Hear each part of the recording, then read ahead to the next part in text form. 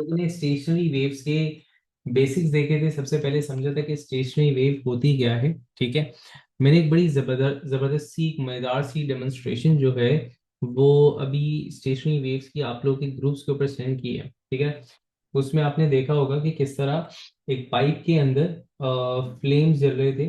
अगर म्यूजिक ना बज रहा हो तो वो फ्लेम्स इक्वल मैग्नीट्यूड के बज रहे होंगे, लेकिन फिर वो एक एंड के ऊपर जो है वो एक म्यूजिक प्ले कर रहा होता है किसी भी एक ऑर्गन से। ठीक है, तो अब उस ऑर्गन से जो साउंड जनरेट हो रहा है वो इस ट्यूब के अंदर जा रहा है, एंड वहां पर इस ट्यूब के अंदर एक स्टैंडिंग वेव जनरेट हो रही है।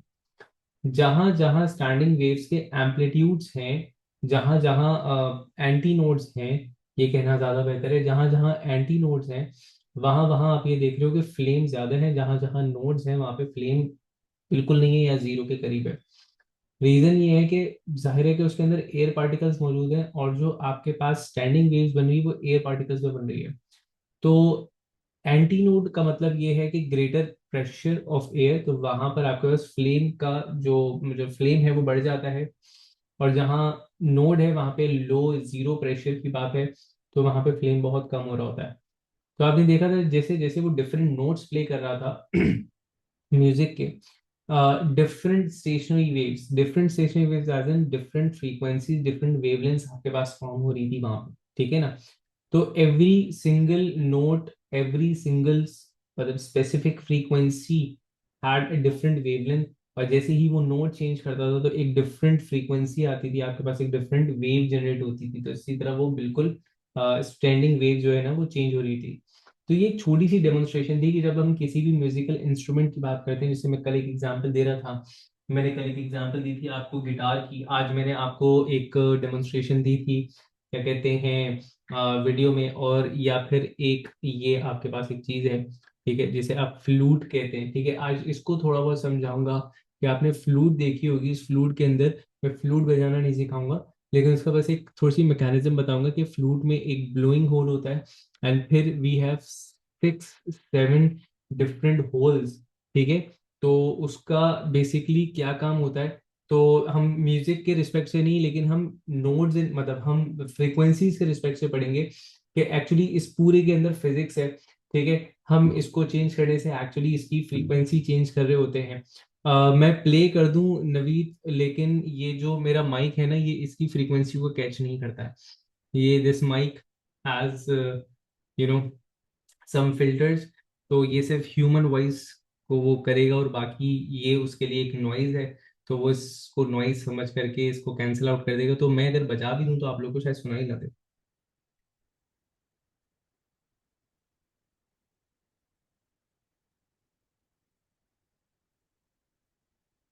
आई गेस आप लोगों को आवाज नहीं आई होगी, तो मैंने खुद ही सुन लिया कि मैंने क्या बजाया था। ठीक है, तो आ, थोड़ा सा, बहुत बहुत थोड़ा सा, बहुत थोड़ा सा, इट्स बीन अ वाइल जब मैंने रेगुलरली इसको प्ले किया हो। वाइल से मना दिया कि इट्स मोर देन 1.5 years जो मैंने इसको निकाला। वो लास्ट टाइम निकाला था स्टेशनरी वेव्स पढ़ाने के लिए, इस दफा निकाला स्टेशनरी वेव्स पढ़ाने के लिए। तो यस, क्या कहते हैं, थोड़ा बहुत आता है, बल्कि अब वो भूल गया हूँ जो थोड़ा बहुत आता था, लेकिन इतना आता है कि मैं इसमें से स्टेशनरी वेव्स पढ़ा सकता हूँ आप लोग को। ठीक है ना, चलिए। तो मैंने बिल्कुल ये सोचा था कि जब हमारी फिजिकल क्लास में अगर ये होगा तो मैं वहां पे ये लेकर के आऊंगा, क्योंकि ये इसकी साउंड डिटेक्ट नहीं करता, ये इसको नॉइस समझ करके कैंसिल आउट कर देता है। तो फिजिकल क्लास के अंदर फिर आपको इसकी, खैर हम हमें जो समझना है ना वो इससे बड़े अच्छे से समझ में आएगा आपको। खैर, कमिंग बैक, मेरी सुरीली आवाज यहाँ पे नहीं सुनाई देगी, मेरी सुरीली आवाज आपको फिर कभी कहीं सुना देंगे इंशाल्लाह। ठीक है, तो बहरहाल स्टेशनरी वेव की सुरीली आवाजें सुनते हैं। मैंने कहा था कि हम लोगों ने दो क्या कहते हैं वेव्स हम लोग पढ़ते हैं, प्रोग्रेसिव एंड स्टेशनरी वेव्स।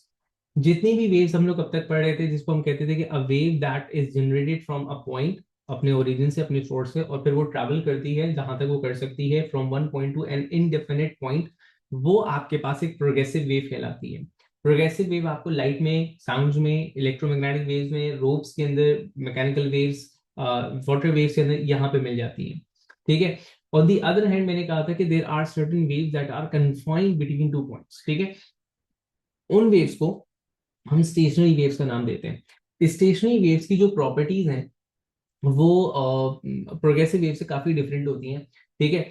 हाँ, कुछ प्रोग्रेसिव वेव्स वाली बातें जरूर आ जाती हैं, तो आज हम ये देखेंगे एक्चुअली जो formation of the stationary wave होती है, it requires progressive wave. Stationary wave is basically formed due to the interference of two progressive waves. तो जाहिर है कि प्रोग्रेसिव वेव वाला कंटेंट तो उसके अंदर आएगा, लेकिन उसकी सर्टेन प्रॉपर्टीज डिफरेंट होती हैं। और प्रॉपर्टीज हम लोगों ने क्या डिस्कस की थी, जल्दी से उसको रिकॉल करके फिर आज एक बहुत इंपॉर्टेंट, बल्कि काफी सारी इंपॉर्टेंट सी बातें करेंगे, ठीक है ना। सबसे पहले मैंने कहा था कि आपके पास जो एक स्टेशनरी वेव होती है, ठीक है, that is a sequence of nodes and anti nodes, ठीक है। नोड्स एंड एंटी नोड्स किस तरह के होते हैं, मैंने कहा था कि सबसे पहले स्टेशनरी वेव में आपके पास एनवलप्स बने हुए होते हैं, ये हो गया, ये हो गया, फिर या फिर फोर एनवलप्स का एक हो जाएगा, इस तरह का आपके पास डिफरेंट एनवलप्स बने हुए, राइट। उसके बाद मैंने कहा था कि हर पार्टिकल, जो ईच पार्टिकल है, it each particle have is having a different magnitude of amplitude, सबकी मैक्सिमम डिस्प्लेसमेंट अलग अलग होती है। So the particles having zero amplitude, जो कि particles मूव ही नहीं करेंगे, those particles are referred as nodes, and the particles which have maximum amplitude, जिनकी डिस्प्लेसमेंट सबसे ज्यादा थी, जो समझ लें कि दो नोड्स के बिल्कुल सेंटर वाले पॉइंट्स थे, उनको हम कह रहे थे एंटी नोड्स। फिर हमने कहा था कि दो नोड्स के दरमियानी जो डिस्टेंस होता है, it is always lambda upon two, half wavelength के बराबर, हाफ लेमडा के बराबर होगा। और नोड से एंटी नोड का जो भी डिस्टेंस होगा वो हमेशा लेमडा अपॉन फोर, मतलब फोर लेमडा के बराबर, क्वार्टर लेमडा के बराबर होगा, राइट। फिर हम लोगों ने फेज एंड पार्ट डिफरेंस की बात की थी, वो एक बड़ी इंपॉर्टेंट पॉइंट था। मैंने कहा था कि दो नोड्स के दरमियान जितने भी पार्टिकल्स आ रहे हैं, ये तमाम पार्टिकल्स आपके पास इन फेज पार्टिकल्स होते हैं। यहाँ पर जो फेस की कैलकुलेशन होती है या फेस की कंसिडरेशन होती है, जिस तरह हम लोगों ने प्रोग्रेसिव वेव्स के अंदर पढ़ा था, वैसी बिल्कुल भी नहीं है। मैंने कहा था फेस के मामले में यहाँ पर आपके पास दो ही कंडीशन होंगी, या तो कंप्लीटली इन फेज होंगे या तो 100% आउट ऑफ फेज आपके पास होंगे, ठीक है। तो कंप्लीटली इन फेज होने का मतलब ये है कि सारे पार्टिकल्स जो हैं वो एक साथ नीचे आ रहे हैं, सारे पार्टिकल एक साथ ऊपर जा रहे हैं। तो all the particles between two consecutive nodes are moving in the same direction. So all particles between two consecutive nodes are in phase. एक नोड के एडजेसेंट पार्टिकल्स होंगे, एक नोड से लेफ्ट और राइट वाले जो पार्टिकल्स हैं, और लेफ्ट वाले पार्टिकल अगर नीचे जा रहे हैं तो राइट वाले पार्टिकल ऊपर जा रहे होंगे, राइट वाले नीचे आ रहे हैं तो लेफ्ट वाले ऊपर जा रहे होंगे। तो ये हमेशा एंटी फेज या फिर आउट ऑफ फेज या फिर 180 डिग्री आउट ऑफ फेज कहलाएंगे। तो बाजू वाले ऐसा बोल देते हैं कि जनाब एक पार्टिकल ये है, एक पार्टिकल ये रखा हुआ, इन दोनों का फेज डिफरेंस बता रहे हैं, ठीक है। तो आप बिल्कुल बताएंगे इनका फेज डिफरेंस जो है 180 डिग्री है। तीन नोड्स तीन नोड्स मिलकर के एक वेव बनेगी ना, यस। एक दो तीन एक वेव बन गई, एक दो तीन एक वेव बन गई, इस तरह करके, यस। दो नोड्स हाफ वेव, ठीक है। चार nodes quarter wave and so on, आप इसको करते चले जाओ, सही है। अच्छा, यहां तक की हम लोगों ने बात कर ली थी। आज बात करेंगे कि ये स्टेशनरी वेव एक्चुअली फॉर्म किस तरह होती है।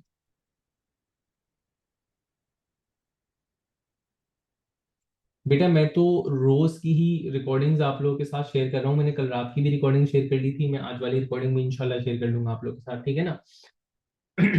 तो मैंने कहा आज सबसे पहला सबसे इंपॉर्टेंट पॉइंट जो हम लोगों ने देखना है ना, वो देखना है फॉर्मेशन ऑफ स्टेशनरी वेव्स, ठीक है ना। तो हम देख रहे हैं एक बड़ा ही मजेदार सा, वन नोट वन वेवलेंथ है। नहीं नवीद भाई, वन नोट तो एक सिंगल पॉइंट है, ठीक है। ये नोड का मतलब एक point. Node is not a length or something. Node is a specific point. Distance between two nodes is half wavelength. Three nodes is one wavelength. इस तरह करके, ठीक है। तो हम देख रहे हैं आज फॉर्मेशन ऑफ स्टेशनरी वेव्स,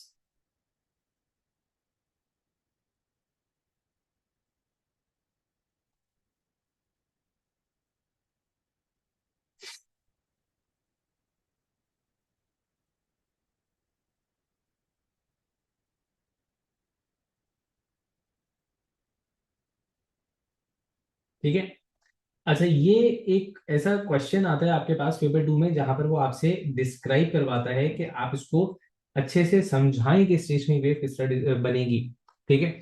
तो वहां पे लिखेंगे क्या, ये भी हम डिस्कस करते हैं। और एक्चुअली मतलब एक्चुअली क्या मतलब इन फर्दर डिटेल वो क्या रहा है वो देखेंगे। हो सकता है कुछ चीजें यहाँ पर भी कंफ्यूजिंग हो जाए, तो ये लास्ट कंफ्यूजिंग पॉइंट होगा इस टॉपिक का जो अभी हम पढ़ रहे हैं फॉर्मेशन के मामले में, लास्ट कंफ्यूजिंग पॉइंट है, उसके बाद तमाम चीजें बड़ी आसान होने वाली। ठीक है, सबसे पहले मैं इसको लिख दूं कि स्टेशनरी वेव बनती किस तरह, उसके बाद फिर हम इसको फिर हम पिक्चर से डायग्राम से देखते हैं। आपके पास स्टेशनरी वेव बनती है जब दो progressive wave, identical progressive waves, when two identical progressive waves are traveling at in opposite direction with the same speed and वो इंटरफेयर करें। ठीक है ना, एक वेव ऐसे जा रही थी, एक वेव ऐसे जा रही थी, एंड ये यूं ट्रेवल कर रही है, इन सेम स्पीड से जा रही हैं, सेम एम्पलीट्यूड है, आइडेंटिकल वेव्स है, ऑपोजिट डायरेक्शन में जा रही है, दो प्रोग्रेसिव वेव है। तो ये जब ओवरलैप करती हैं, एक दूसरे को इंटरफेयर करती हैं, तो इनके इंटरफेरेंस से आपके पास उन दो पॉइंट्स जहां से ये आ रही थी और जहां से ये वाली वेव आ रही थी, इन दो पॉइंट्स के दरमियान आपके पास एक स्टेशनरी वेव फॉर्म होगी। सबसे पहले मैं इस बात को लिखूंगा और उसके बाद फिर मैं समझाऊंगा किस तरह। ठीक है, तो आप लिखेंगे a stationary wave,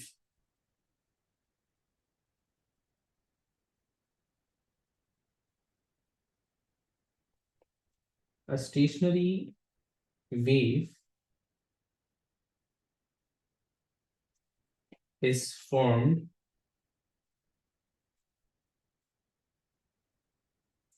due to the interference, या फिर सुपरपोजिशन के लिए आप, ठीक है, interference of two oppositely directed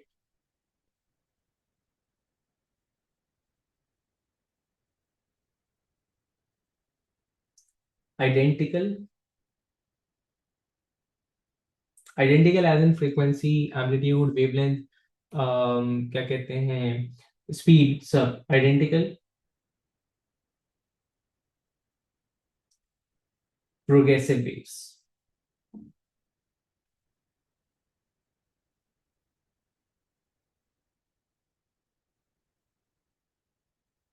0.01 centimetre बचिएगा, प्लीज काउंट 0.01 सेंटीमीटर। ठीक है, तो ये पॉइंट आपने लिखना है। अच्छा, अब हम इसको जाहिर है कि हम इसको समझाएंगे तरीके से, बिल्कुल जनरल से हम लोगों ने बात लिखी है अभी। ठीक है, अभी हम इसको समझाएंगे।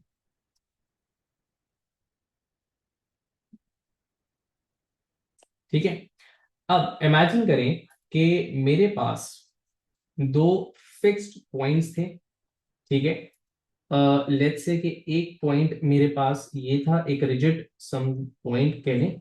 ठीक है, and rigid point over here. ठीक है, इसके दरमियान मेरे पास एक टाइट स्ट्रिंग मौजूद थी, ये वाली, राइट। ये एक स्ट्रिंग मौजूद है, एक गिटार की सी एग्जांपल ले लें कि गिटार की स्ट्रिंग है फॉर एग्जांपल।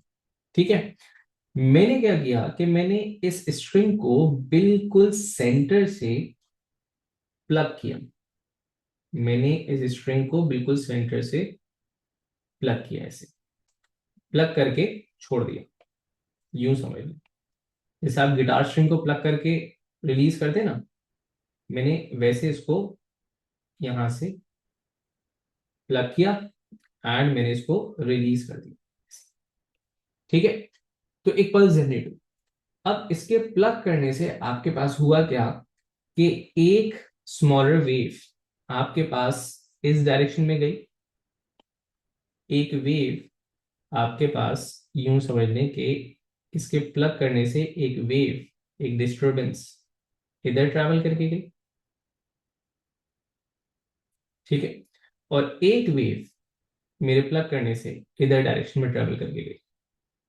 मतलब इसी, क्या कहते हैं, वायर के अंदर ये दो वेव जनरेट हुई।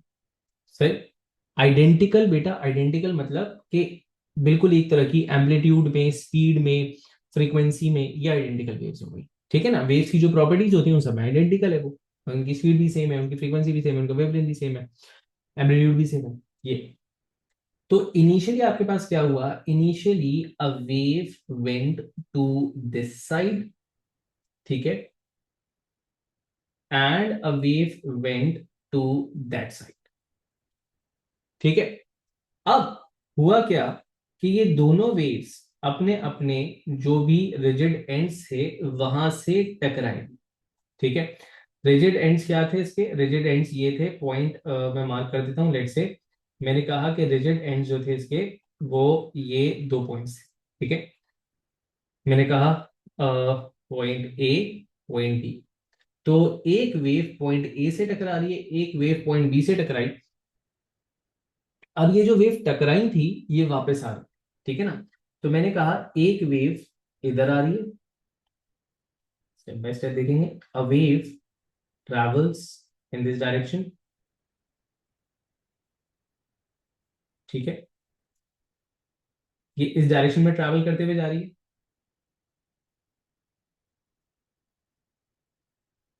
ठीक है। और एक दूसरी वेव जो थी उसको मैं ब्लू से बना रहा हूँ, या चले मैं और कोई कलर ले लेता हूँ, उसको मैं लेट से ग्रीन कलर से बना रहा हूँ। तो ये जो वेव थी, रेड वाली जो वेव है, ये हमारे पास इस डायरेक्शन में चलती हुई जा रही है।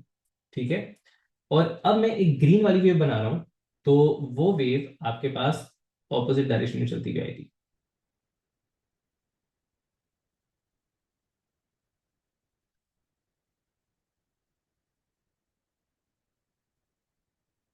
ठीक है। तो ये जो ग्रीन वाली वेव है ये आपके पास इस डायरेक्शन में चलती जा रही है। इस तरह आपके पास इनकी, मैं बिल्कुल रिपीट करूंगा इस पॉइंट को दोबारा। अब ये दोनों इस वक्त ये स्टेशनरी वेव, ये स्टेशनरी वेव नहीं है, ये दो अलग अलग वेव्स हैं। अब ये जब ट्रैवल कर रही हैं तो ट्रैवल करते वक्त ये मैंने एक इंस्टेंट की वेव बनाई थी। मैं पहले अपने पॉइंट को रिपीट करता हूं। Sir both the diagrams are same situation. नहीं, ये पहला प्लग करने वाला सिचुएशन था। प्लग करने के बाद वेव एक इधर गई, एक इधर गई। जो इधर गई थी वो टकरा के इधर आ रही है और वो इधर तक जाएगी, जिसको मैंने रेड से बनाया बिल्कुल नेक्स्ट इंस्टेंट का। और जो ग्रीन वाली वेव थी जो इधर गई थी, ठीक है ना, इस पूरे को अगर मैं ग्रीन कलर कर दूं, मैंने कहा था ये वो वाली वेव थी जिसको मैंने ग्रीन से रेफर किया हुआ है। ठीक है। तो ये हो गई वो ग्रीन वाली वेव। ठीक है। तो ग्रीन वाली वेव जो कि ऑन अदर साइड गई थी, ठीक है, वो आपके पास अब टकरा करके बिल्कुल वापस आ रही है। जो प्लगिंग पॉइंट है इसको मैंने बिल्कुल अलग ही शो कर दिया। ठीक है ना, ऐसा कर ले। राइट। अब आपके पास ये दो वेव्स, एक ऐसे जा रही है, एक ऐसे जा रही है। अब जब ये ट्रैवल कर रही हैं तो कभी ये इन फेज हो जाएंगी, कभी ये आउट ऑफ फेज हो जाएंगी। जैसे फॉर एग्जाम्पल द इंस्टेंट जो कि यहां पर हमें मेरी डायग्राम से नजर आ रहा है, इस वक्त ये दोनों वेव्स ट्रैवल करते हुए एक दूसरे से आउट ऑफ फेज हुई हुई हैं। सही है ना। तो आउट ऑफ फेज होने के नतीजे में जिस इंस्टेंट पे मैं बता रहा हूं उस इंस्टेंट पे रिजल्टेंट वेव ऐसी होगी। There would be a point जहां पे रेड वाली वेव आगे बढ़ गई, इधर आ गई होगी, और ग्रीन वाली वेव इधर आ गई होगी। तो ये सॉरी, ग्रीन वाली वेव इधर ट्रैवल कर गई होगी, वो उसकी अलग से डायग्राम बनाता हूं, तो वो इन फेज हो जाएगी। तो दोनों वेव्स किसी पॉइंट पे आउट ऑफ फेज होंगी, कभी इन फेज होंगी, कभी आउट ऑफ फेज होंगी, कभी इन फेज होगी। एज अ रिजल्ट हमारे पास क्या बनेगा? हाँ बिल्कुल बेटा, अभी तो ये रिफ्लेक्शन हो रही है, रिफ्लेक्शन के बाद जब इनकी इंटरफेरेंस होगी वो स्टैंडिंग वेव्स बनेगी। ठीक है। अब मैं इसको बनाता हूं, मैं बताता हूं कि किस तरह हो रहा था ये पॉइंट। ठीक है ना। तो अब बहुत ध्यान से फॉर्मेशन को समझिएगा। ठीक है। मैंने कहा वी हैव, ये बात आपके समझ में आनी चाहिए कि दो वेव्स गई थी, उसको छोड़ दे। अब हम देख रहे हैं दो वेव्स ऑपोजिट, एक इधर से आ रही है, एक इधर से आ रही है, दोनों वेव्स एग्जैक्टली आइडेंटिकल है, बस डायरेक्शन ऑपोजिट है। स्पीड सेम है, एम्पलीट्यूड सेम है, फ्रीक्वेंसी सेम है, वेवलेंथ सेम है, सेम टाइप की वेव्स है, क्योंकि जाहिर है कि आपके पास जनरेशन तो एक ही थी ना। तो वो आपके पास अब क्या होगा, अब वो बहुत ध्यान से देखना। मैंने कहा ये वो दो पॉइंट्स थे, पहले मैं दो पॉइंट्स मार्क कर रहा हूं, ठीक है ना, और डिफरेंट इंस्टेंट की वेव्स बना रहे हैं। मैंने कहा एक पॉइंट हमारे पास, अच्छा, ये है। ठीक है। और एक पॉइंट, दूसरा पॉइंट लेट से, मैंने कहा 4 6, ये है। ठीक है। अच्छा, ये डिफरेंट इंस्टेंट्स पे बनाऊंगा, इसलिए ये डायग्राम थोड़ी सी इस तरह जा रही है। ठीक है। अब फॉर एग्जाम्पल ऐसा हो सकता है कि जो दो वेव्स आपके पास ट्रैवल करते हुए आ रही थी, एट इंस्टेंट t0, एक टाइम इंस्टेंट t0 था मेरे पास, ठीक है। तो एट टाइम इंस्टेंट t0, चलें इसको इस तरह,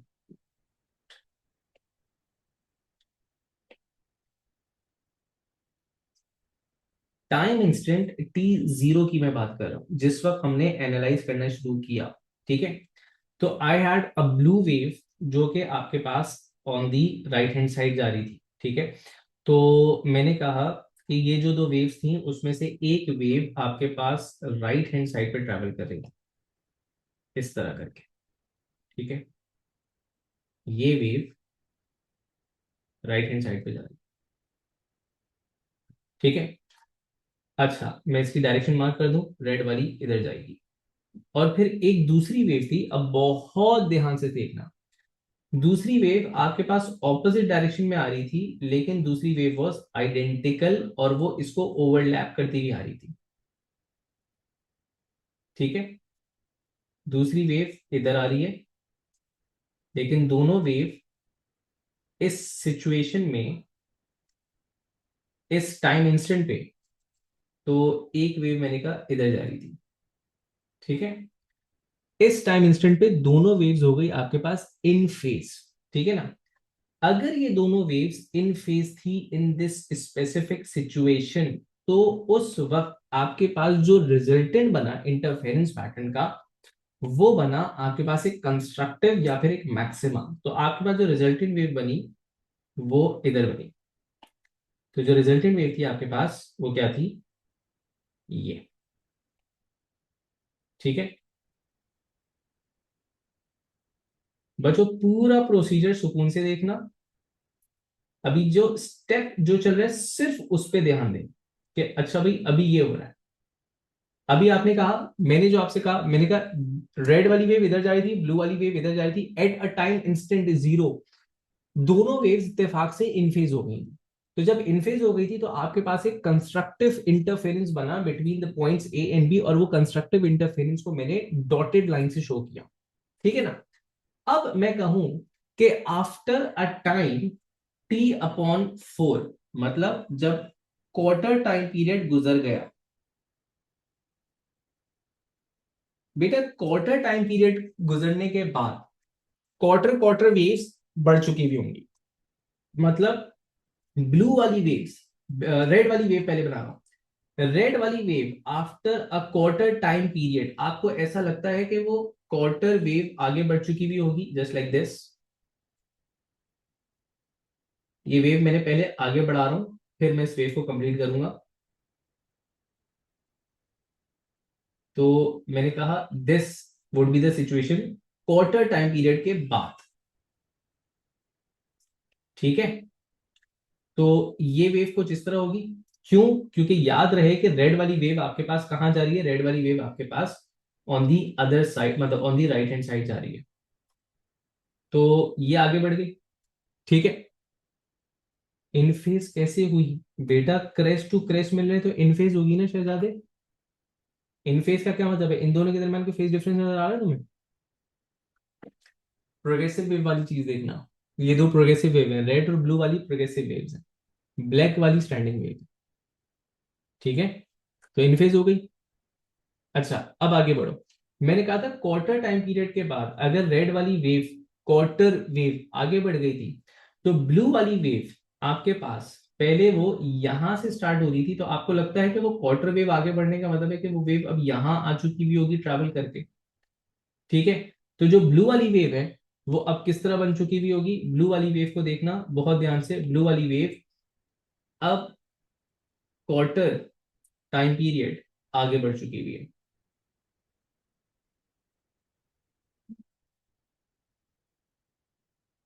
ठीक है। तो ये आपके पास दोनों wave after a time instant t/4 ऐसी थी, ठीक है। अब मुझे बताओ,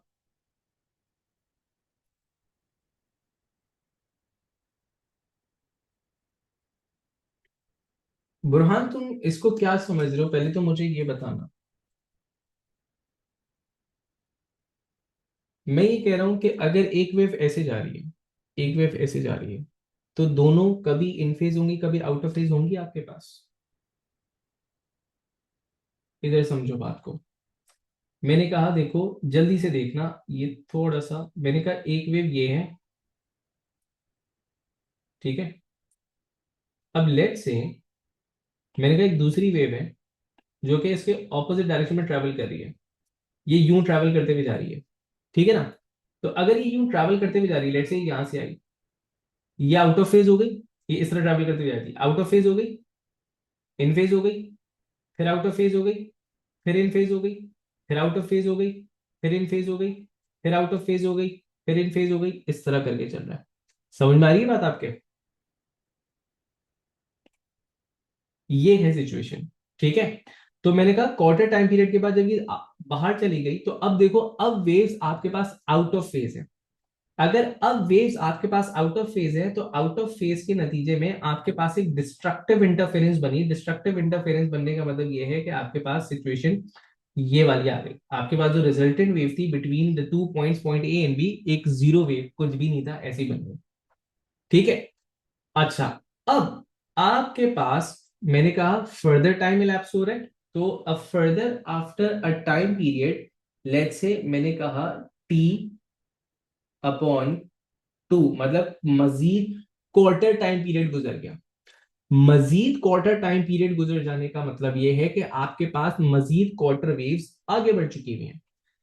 रेड वाली वेव को देखो तो इस इंस्टेंट पे रेड वाली वेव यहां थी, क्वार्टर टाइम पीरियड आगे बढ़ने का मतलब है कि रेड वाली वेव अब यहां आ चुकी हुई होती, तो वो यूं स्टार्ट होगी, ऐसा है। पहले वो कहां से स्टार्ट हो रही थी, अभी ध्यान देना, अभी वो यहां से, ये देखो, वो यहां से स्टार्ट हो रही थी ना, अब वो इसके आगे वाले ब्लॉक से स्टार्ट हो रही यहां से। तो मैंने कहा वेव आगे बढ़ गई। वेव आगे बढ़ने का मतलब ये है कि ये रेड वाली वेव राइट हैंड साइड पे जा रही थी, तो ये रेड वाली वेव यूं आ चुकी हुई है, ठीक है।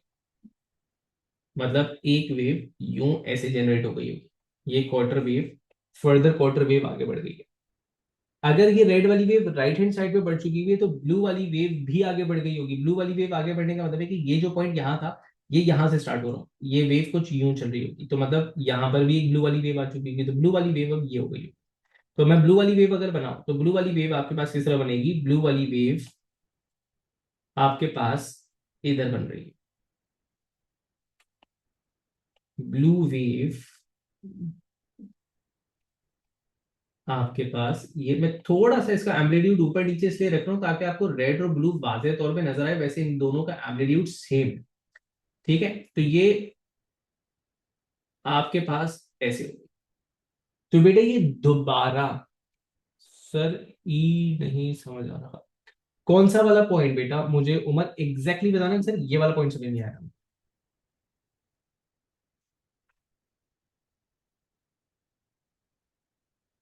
मुझे एग्जैक्टली बताओ, मैं रुका हुआ हूं, फिर मैं आगे बढ़ूंगा।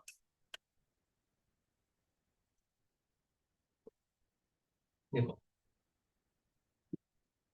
अच्छा, अरे यार वो वेव मिटानी नहीं चाहिए थी, चले अब वो वेव नहीं मिटाएंगे। अच्छा,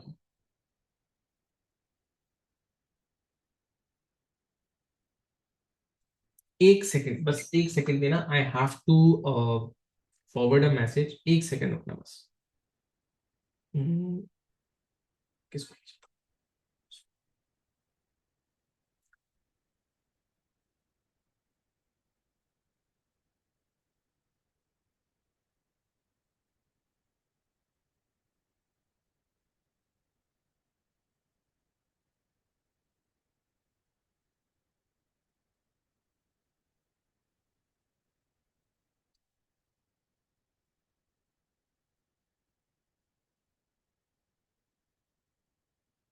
ठीक है जी, चले।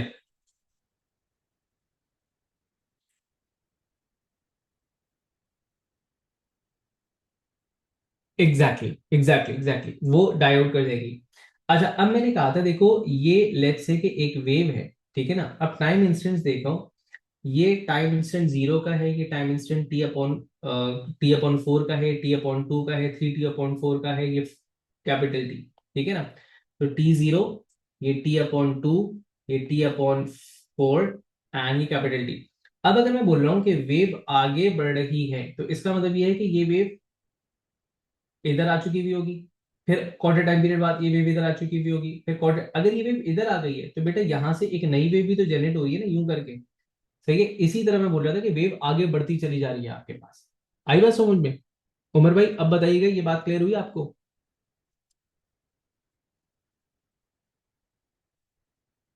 तो हम इस दो वेव्स यूं चल रही हैं, हम डिफरेंट इंस्टेंट्स पर, मतलब समझ लो कि हमने टी जीरो पे एक पिक्चर खींची थी, फिर टी हाफ पे, टी क्वार्टर पे, फिर टी हाफ पे पिक्चर खींच रहे, फिर थ्री टी अपॉन फोर पे पिक्चर लेंगे। अब आप इसको टी वन टू थ्री करके भी हर इंस्टेंट पे ले सकते थे, वो कॉम्प्लिकेटेड हो जाता है, इसलिए हमने चार मुख्तलिफ, ये जो हमारे पास स्पेसिफिक पॉइंट है उस इंस्टेंट की बात कर रहे हो, फिर इससे एक हमें कंस्ट्रक्टिव एक एक पूरा जो है ना वो स्टैंडिंग वेव्स की शक्ल इख्तियार करेंगे। अब यहाँ पे देखो गौर से, यहाँ पे वापस आ जाओ। तो इस इंस्टेंट पे वेव आपके पास दोबारा इनफेज हो गई है, लेकिन इनफेज होने का मतलब ये है कि अब इनका जो रिजल्टेंट आपके पास बन रहा है, वो रिजल्टेंट आपके पास कुछ इस तरह होगा। तो ये कंस्ट्रक्टिव इंटरफेरेंस हुई है, लेकिन पहली वाली कंस्ट्रक्टिव इंटरफेरेंस है, ये आउट ऑफ फेज है। तो क्योंकि जिस तरह की वेव बन रही है ना, क्रेस्ट क्रेस्ट से मिल रहा है, मैंने वहां पे मैक्सिमा बना दिया है, जो हमारी प्रॉपर कंस्ट्रक्टिव और डिस्ट्रक्टिव इंटरफेरेंस की लॉजिक है। ठीक है, तो अब बहुत ध्यान देना, आपके पास ये वेव बन गई। तो at time T zero point A और पॉइंट बी के दरमियान wave was like this. Point T quarter पे ऐसी हो गई थी, पॉइंट टी हाफ पे ऐसी हो गई थी। अब ऐसा नहीं है यकदम हुई थी, जाहिर है कि इसके बीच में वो ग्रेजुअली डिक्रीज हो रही थी। समझ में आ रही है आपके बात? वो ग्रेजुअली डिक्रीज हुई थी, हमने बस बिल्कुल डिस्क्रीट वैल्यूज ले ली थी। अब further half quarter time period मजीद आगे बढ़ा, क्वार्टर टाइम पीरियड मजीद आगे बढ़ाते हो, तो क्वार्टर टाइम पीरियड मजीद आगे बढ़ाने का मतलब है कि मैं time instant three T upon four की बात कर रहा हूं। थ्री टी अपॉन फोर की बात करूंगा तो हर वेव क्वार्टर वेव आगे बढ़ चुकी भी होगी। क्वार्टर वेव आगे बढ़ने का मतलब ये है कि रेड वेव इस वक्त यहां थी, अब वो यहां आ चुकी होगी, अब वो यहां से चल रही होगी, तो इसका मतलब है कि यहां पर एक रेड वेव और ऐसे आगे बढ़ गई। रेड वाली वेव क्वार्टर वेव आगे बढ़ी थी। तो मैं रेड वाली वेव बनाने जा रहा हूं सबसे पहले। तो देखो रेड वाली वेव आपके पास क्वार्टर वेव आगे बढ़ गई है, ये रेड वाली वेव आ गई आपके पास। फिर ये वेव बना देते हैं इसकी।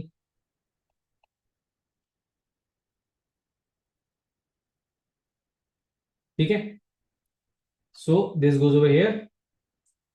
और इसी तरह आपके पास जो ब्लू वाली वेव थी, ब्लू वाली वेव आपके पास इस तरफ गई थी। इस तरफ जाने का मतलब ये है कि ये जो पॉइंट यहां से स्टार्ट हो रहा था, अब वो पॉइंट यहां से स्टार्ट होगा, ये वेव इधर आगे गई है।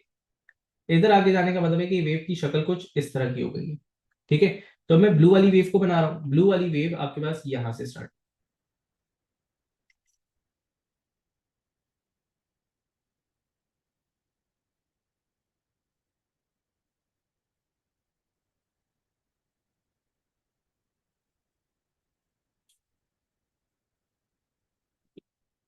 अब मुझे बताओ अब क्या होगा। अब तो इतने एक्सपर्ट हो गए हो, अब दोबारा ये क्या हो गया आपके पास, आउट ऑफ फेज। दोबारा आउट ऑफ फेज होने का मतलब ये है कि इनका जो रिजल्टेंट बनेगा वो बनेगा जीरो। मतलब वेव दोबारा क्या हो गई, डेड हो गई है आपके पास। ठीक है, अब फर्दर आगे बढ़ा रहा हूं मैं। अब मैं जा रहा हूं to a time period that is capital T. एक पूरा टाइम पीरियड गुजरने के बाद की बात कर रहा हूं मैं आपके पास। ठीक है, तो मैं बात कर रहा हूं टाइम पीरियड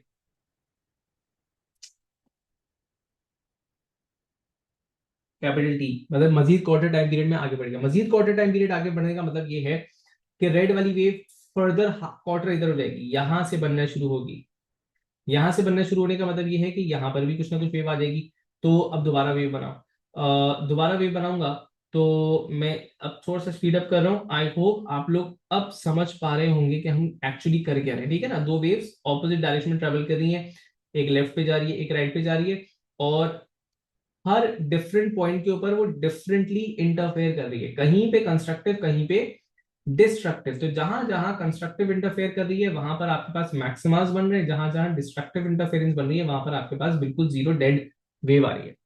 तो ये ब्लू वाली, ये रेड वाली वेव हो गई थी। अब ब्लू वाली वेव के ऊपर बात कर लेते हैं। ब्लू वाली वेव आपके पास ये पॉइंट यहां से था ना, ये क्वार्टर वेव आगे बढ़ा दो, ये यहां से बनना शुरू हो जाएगा, मतलब ये वेव कुछ यूं हो जाएगी आपके पास।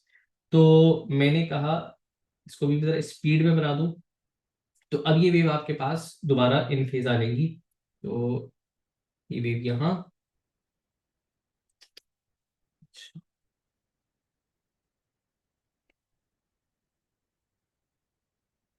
ठीक है, ये वेव यहाँ, ये ऐसे, and ये वेव ऐसे। फिर वही वाली बात है, थोड़ा सा मैंने एम्पलीट्यूड ऊपर नीचे इसलिए रखा हुआ है ताकि आपको दोनों वेव्स वाजे तौर पे नजर आए, जबकि ये एकदम आइडेंटिकली एक दूसरे को ओवरलैप कर रही है। दोबारा कंस्ट्रक्टिव इंटरफेरेंस हो गई। कंस्ट्रक्टिव इंटरफेरेंस के नतीजे में जो आपके पास रिजल्टेंट वेव बनेगा, वो रिजल्टेंट वेव बनेगा कुछ इस तरह का। वो रिजल्टेंट वेव आपके पास बन रहा है ये कंस्ट्रक्टिव एट ऑल पॉइंट्स। जहां पे क्रेस्ट है वहां पे क्रेस्ट टुवर्ड्स द मैक्सिमा जा रहा है, जहां पे ट्रफ है वहां पे ट्रफ टुवर्ड्स द मैक्सिमा जा रहा है, व्हाट लाइक दिस। ठीक है, ये हो गया आपके पास वन कंप्लीट वेव का साइकिल। अब ये रिपीट होता रहेगा, ठीक है, लेकिन अब जरा एक अपनी पिक्चर को एक साथ देखते हैं। अब गौर करो, ये गौर कर रहे हो कि जो टी जीरो पर वेव की सूरत हाल की कंप्लीट टाइम पीरियड गुजरने के बाद वही साइकिल रिपीट हुई, तो वही सूरत हाल वापस आ गई। ठीक है, एक चीज ये। अब दूसरी चीज ये है कि ये जो सिर्फ डॉटेड लाइन वाली, डैश्ड लाइन वाली आपकी वेव है, this is the stationary wave. इस स्टेशनरी वेव को देखो ये कहां जा रही है। इसके किसी भी एक पार्टिकल को पकड़ लो, तो ये वाला पार्टिकल यहां से इधर आया था, ये रहा, फिर ये यहां से फर्दर नीचे गया, यहां था, फिर ये यहां से फर्दर ऊपर आया था, ये वाला पॉइंट आ गया, फिर यहां से फर्दर ऊपर गया था, तो वो ये वाला पॉइंट आ गया। तो ये पार्टिकल अपने पॉइंट पे ऑसिलेट कर रहा है। अगर इस वाले पार्टिकल की बात करो, तो ये यहां से इधर तक गया था, मतलब यहां तक, फिर यहां से वापस इधर तक आया था। तो ये पार्टिकल सिर्फ इतनी ऑसिलेशन कर रहा है। तो क्या मैं कह सकता हूं ये ब्लू और रेड वेव्स आपस में ऑपोजिट डायरेक्शन में ट्रैवल हो रही हैं, लेकिन मेरे पास जो between two points A and B था, वहां पे ये एक स्टेशनरी वेव बन रही है। क्या ये स्टेशनरी वेव हो गई आपके पास? मैं भी इसको कंबाइन करके बनाऊंगा। आई बात समझ में आपको? ये वाली बात मुझे बच्चों बताना क्लियर हुई?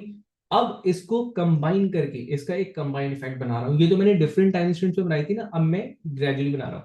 तो अब आपके शायद समझ में आएगा कि हम एनवेलप क्यों बनाते हैं। मैं एनवेलप क्या बनाते हैं वो गौर से देखिएगा। मैंने, अब मैं एक जनरल वर्जन बना रहा हूँ इस वेव का, ठीक है। तो मैं एक ही वेव बना रहा हूं।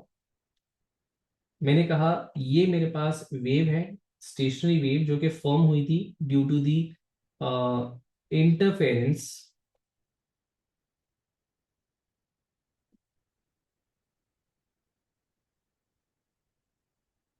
कंबाइन कर रहे हैं इसे, ठीक है। जितनी भी वेव्स की शक्ल बनी थी ना, उन सबको एक, मतलब ये जो डॉटेड वेव थी उन सबको कंबाइन कर रहा है। एक ये शक्ल बनी थी, ठीक है, और एक ये शक्ल बनी थी।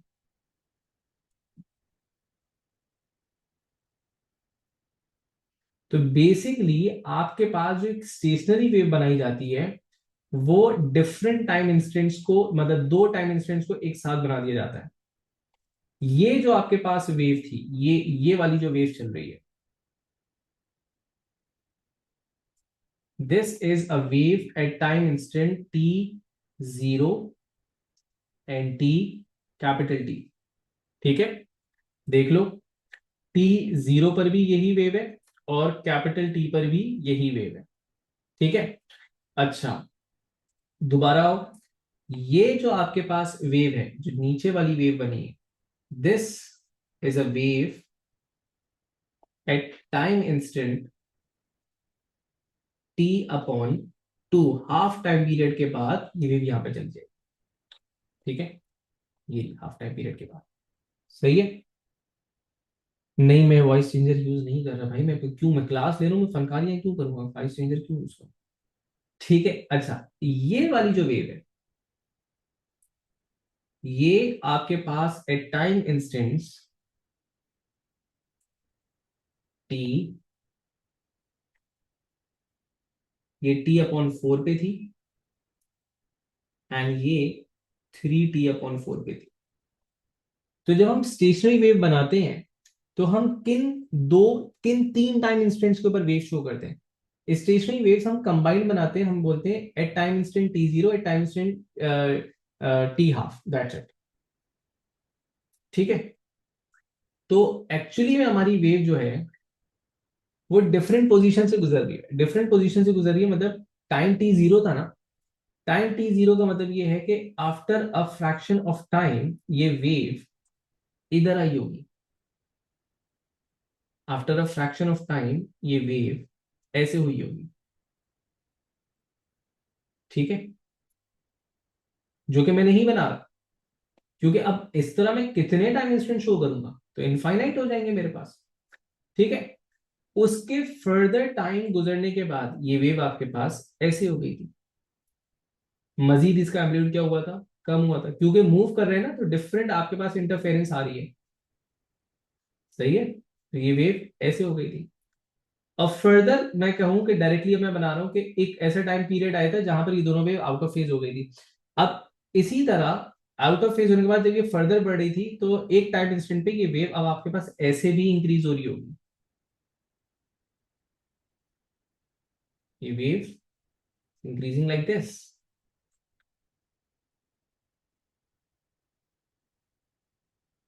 राइट। फिर ये वेव इंक्रीज होकर के इस पॉइंट पर आई थी, जो रेड वाला था उसका बिल्कुल ऑपोजिट पॉइंट।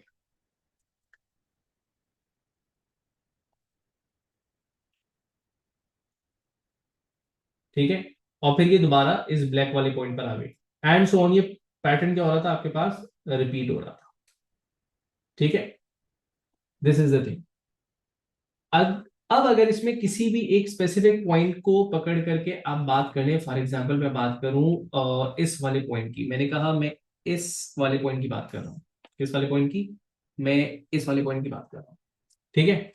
तो इस वाले पॉइंट को अगर देखो तो ये पॉइंट जो है वो आपके पास सिर्फ इस रेंज के अंदर रहते हुए ऑसिलेट कर रहा था। ठीक है ना, नजर आ रहा है ये पॉइंट। ये एक सेकंड में डिफरेंट कलर यूज कर रहा हूं। ठीक है।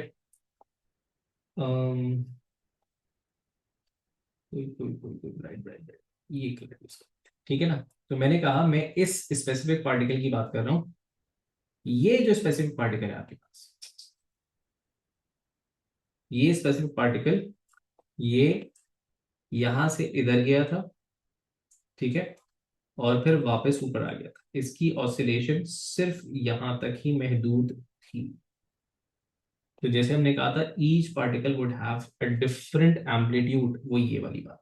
इसी तरह हर पार्टिकल की रेंज, हर पार्टिकल की जो ऑसिलेशन होगी वो अलग होगी। ये पार्टिकल आपके पास सिर्फ यहां से यहां जा रहा है।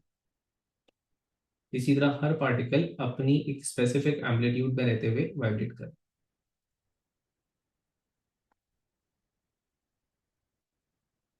Sir are there out of phase destructive interference और इन फेज कंस्ट्रक्टिव? देखो हर पॉइंट पे कहीं ना कहीं कंस्ट्रक्टिव हो रहा है, कहीं पे डिस्ट्रक्टिव हो रहा है। इन दो पॉइंट्स पे ये और ये कंस्ट्रक्टिव इंटरफेरेंस हुआ था, तो हम सिर्फ कंस्ट्रक्टिव इंटरफेरेंस पैटर्न बनाते थे कि एक यहाँ कंस्ट्रक्टिव हो रहा था, एक यहाँ कंस्ट्रक्टिव हो रहा था। इन दोनों को मिलाकर के बना दिया, ये एक स्टेशनरी वेव बन गई आपके पास। बीच में जो हो रहे थे वो आप नहीं शो कर रहे होते हो। ठीक है ना। इवन कि आप ये डिस्ट्रक्टिव इंटरफेरेंस वाला भी नहीं शो करते हो। आपने कभी सेंट्रल लाइन नहीं देखी, जितनी मैंने ऊपर डायग्राम बनाई थी उसमें ये डायग्राम नहीं देखी होगी आपने। तो हम कंस्ट्रक्टिव एंड डिस्ट्रक्टिव इंटरफेरेंस जहां जहां हो रही होती है वहां वहां हम एनवलप्स बना देते हैं और बोलते हैं ये हमारे पास एक स्टेशनरी वेव है। ठीक है। अब मुझे बताइएगा बेटा, ये कॉन्सेप्ट के how a stationary wave is being form समझ में आया टू एवरीवन? और अगर कोई क्वेश्चन है तो वो भी पूछिएगा।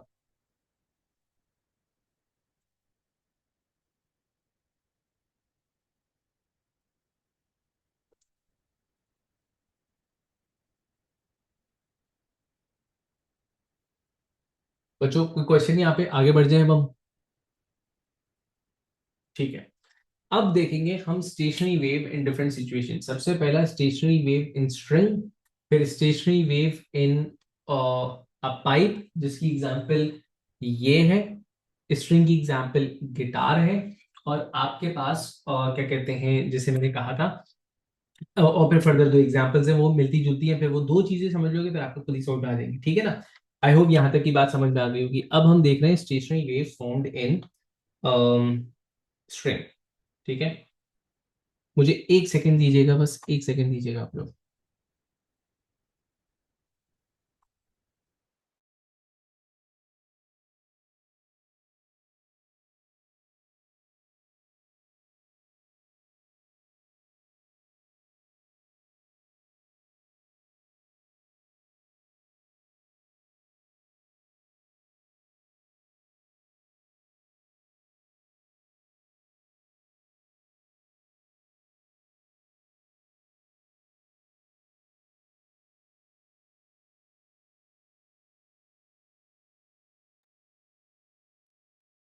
चलें जी। अच्छा, पाइप कैसे एग्जाम्पल होगी अमान, अभी मैं समझाता हूँ, जबकि मैंने लेकिन अब याद होगा, एक मैंने एग्जाम्पल आपको कल भी दी थी, पेन वाली, ठीक है ना। मतलब वो पेन का ढक्कन है, उसके अंदर तुम सीटी बजाओगे, ठीक है। अब वो सीटी बजा रही हो तो उसमें एक, फॉर एग्जाम्पल अगर मैं किसी की बात करूँ, चलो ये एक पाइप है, मैंने लेट से यहाँ से तो कर ब्लो नहीं होता ये, स्टिल एक पाइप है, मैंने यहाँ से ब्लो किया। अब मैंने एक वेव जनरेट की जो सीधा जा रही है इसके एंड पॉइंट पे, और एक वेव टकरा के यहाँ पर आ रही हो। तो एक वो वेव जो मेरे ब्लो करने से बन रही है, और एक वो वेव जो कि टकरा के वापस आ रही है। ये दोनों वेव इस पूरे कॉलम के अंदर कंस्ट्रक्टिव एंड डिस्ट्रक्टिव इंटरफेरेंस कर रही होंगी। एज अ रिजल्ट इस पूरे पाइप के अंदर एक स्टेशनरी वेव जनरेट हुई है, ठीक है ना। This is the concept. अच्छा, इसी तरह स्ट्रिंग के अंदर होगा। अब स्ट्रिंग्स के अंदर कैसे होंगे, फिर पाइप्स के अंदर कैसे होंगे वो देखते हैं। पहले मैं स्ट्रिंग्स की बात कर, stationery waves in strings.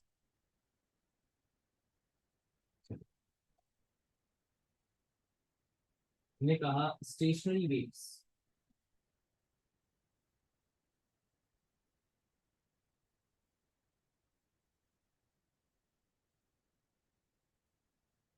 formed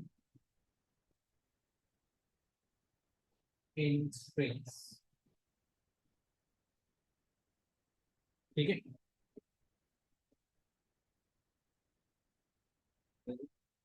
strings example क्या है, गिटार वाला।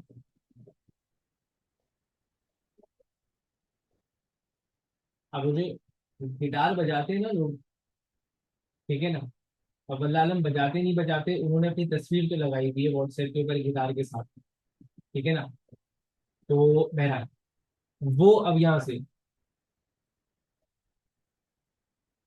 अच्छा मेरे बच्चों मैं दोबारा से इस बात को समझा रहा हूँ, मेरे ख्याल से मैंने कल भी काफी ज्यादा समझाया था।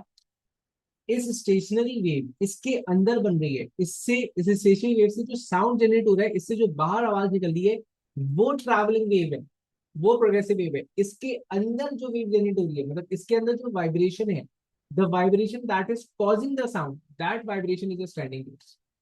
समझ में आ रही बात। वो जो साउंड क्रिएट हो रहा है उस स्टैंडिंग उस वाइब्रेशन के नतीजे में वो ट्रैवल कर रहा है, लेकिन जो साउंड का ओरिजिन है, जो साउंड का सोर्स है, वो stationary wave, that is the, ठीक है। चले, समझ में आया होगा आई आई गेस यहाँ पे। अब देखें, इसकी एग्जांपल लेते हैं स्ट्रिंग्स की, जो मैंने गिटार वाली एग्जांपल हमने बताई। देखो अगर मेरे पास एक स्ट्रिंग है, लेट्स से अ स्ट्रिंग, अब स्ट्रिंग होगी तो डेफिनेटली स्ट्रिंग जो होगी वो आपके पास दो फिक्स पॉइंट्स में कंफाइंड होगी, ठीक है ना। तो वो दो फिक्स पॉइंट्स मैंने लेट्स से ये दो फिक्स पॉइंट्स ले लिए, राइट। मैंने कहा ये दो फिक्स पॉइंट्स है जिसमें वो वेव मेरे पास कंफाइंड वेव है, सही है। अब ये आपके पास लेट्स से एक स्ट्रिंग यहाँ पर मौजूद है, ठीक है। इस स्ट्रिंग को मैं फिलहाल डॉटेड लाइन से शो कर रहा हूँ। तो ये एक्चुअली आपके पास एक स्ट्रिंग मौजूद थी, जो एक्चुअल स्ट्रिंग थी वो आपके पास यहाँ थी, ठीक है। अब इसमें स्टेशनरी वेव जो बनेगी वो गौर से देखिएगा। बहुत ध्यान से समझने वाली बात ये है कि this point since this point and this point ये फिक्स्ड है, मतलब जाहिर है कि तार यहाँ से भी बंधा हुआ है, तार यहाँ से भी बंधा हुआ है। तो लाजमी तौर पे बात यह है कि ये दो जो पॉइंट है ये मूव नहीं कर रहे होंगे, ठीक है। तो अब यहाँ पे स्टेशनरी वेव कौन कौन सी बन सकती है, ठीक है। अच्छा, एक और चीज मैंने कहा यहाँ पे मैं वाजे करूं कि कंसिडर कि ये जो स्ट्रिंग है हमारे पास, इस स्ट्रिंग की एक्चुअल जो लेंथ है, दैट लेंथ इज एल, ठीक है।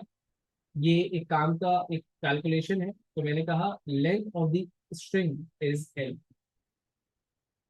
हम इस लेंथ के रिस्पेक्ट से इसकी वेवलेंथ निकाली, ठीक है ना। तो मैंने कहा ये लेंथ आपके पास थी एल। अब इसमें स्टेशनरी वेव कौन कौन सी बन सकती हैं?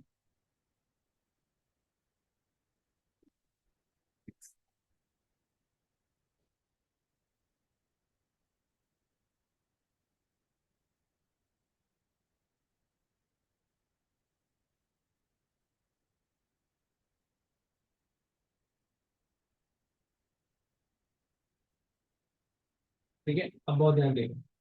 देखो एक stationary wave, so stationary wave causes more waves। हाँ डेफिनेटली। देखो stationary wave is the source wave, ठीक है ना, ये याद रखो। चले, अब बहुत ध्यान से समझेगा। मैंने कहा कि ये वो वेव थी, ये वो स्ट्रिंग थी, अब मैं इसको प्लग कर चुका हूँ। क्योंकि मैंने कल एक बात कही थी कि हर फ्रीक्वेंसी पर स्टेशनरी वेव नहीं बनेगी। तो आपके पास स्टेशनरी वेव की पॉसिबिलिटीज क्या क्या है, क्योंकि इन दो पॉइंट्स पे आपको लाजमी तौर पे नोट्स चाहिए। तो मुमकिन तौर पे आपके पास एक स्टेशनरी वेव ऐसी बन रही होगी।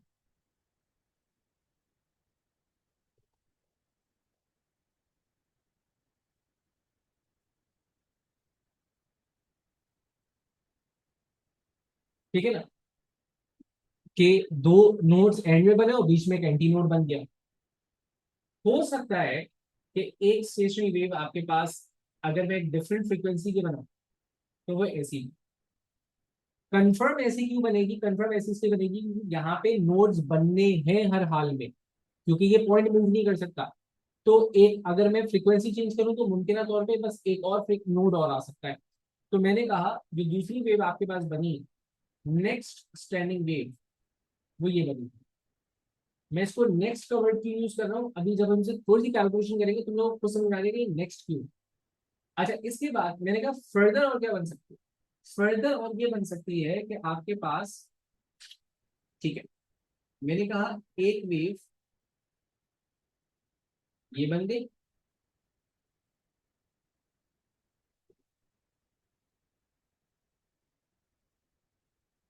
क्योंकि इस पॉइंट पे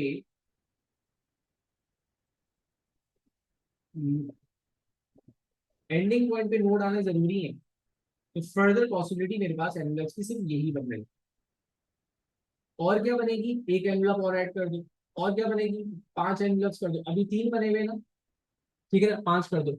तो अभी आपके पास सिचुएशन क्या है, सिचुएशन ये है कि पहला जो पॉसिबिलिटी थी, उस पहली पॉसिबिलिटी में आपके पास एक दो नोड्स, ये फिक्स नोड्स हैं, ये मूव नहीं कर सकते, बीच में एक एंटी नोड बन गया, ठीक है। दूसरी पॉसिबिलिटी, नोड्स ये तो फिक्स पॉइंट्स थे आपके पास, इसको आप हिला ही नहीं सकते। आपने एक नोड सेंटर में भी बना दिया तो डेफिनेटली आपके पास फिर दो दो एंटी नोड्स होंगे, सही है। अच्छा, फर्दर बात करो तो ये अगेन वही वाली बात है, ये आपके पास फिक्स नोड्स हैं। तो ये एक नोड और ये दो नोड्स आपने ऐड किए तो आपके पास तीन एंटी नोड्स और ऐड हो गए। अब तुम बढ़ाते चले जाओ एक एक नोड। बेटा नोड्स आर दोस पॉइंट जो कि मूव नहीं करेंगे। हाँ, अब ये भी फिक्स हो गया ना। अब जब जब ये नोड बन चुका है, फॉर एग्जांपल अगर मैं ये स्पेसिफिक फ्रीक्वेंसी प्ले कर रहा हूँ एट दिस स्पेसिफिक फ्रीक्वेंसी, तो आपके पास ये वाले पार्टिकल्स मूव नहीं कर रहे होंगे, ठीक है। आपने वो जो मैंने अभी वीडियो देखी थी ना, उसको देखना, जब एक स्पेसिफिक साउंड आ रहा था तो जो कुछ स्पेसिफिक पॉइंट्स है वो मूव नहीं कर रहे। हाँ, मैं इसकी फ्रीक्वेंसी चेंज कर दूं तब डेफिनेटली कोई दूसरी वेव बन जाएगी, तो ये वाला पार्टिकल, अब क्योंकि फ्रीक्वेंसी दूसरी हो चुकी है तो नोड एंडी नोड चेंज हो चुके हैं आपके, ठीक है। बेटा ये है नोड्स, ये नोड्स है, जीरो डिस्प्लेसमेंट पॉइंट, ठीक है। चलिए, अब बहुत ध्यान से देखिएगा। बेटा अगर मैं कहूं कि ये वाली वेव, ये वाली जो वेव थी जो आपके पास सबसे पहली बनी थी, ठीक है, जॉइंट्स नहीं है बेटा, जीरो डिस्प्लेसमेंट पार्टिकल, वो पार्टिकल जो कि वेव में डिस्प्लेस नहीं कर रहा। बिल्कुल बिल्कुल बिल्कुल सही है। अच्छा, अब मुझे बताना, क्या मैं कह सकता हूँ कि इस पर्टिकुलर वेव की जो वेवलेंथ है दैट इज 2L, ऐसा है?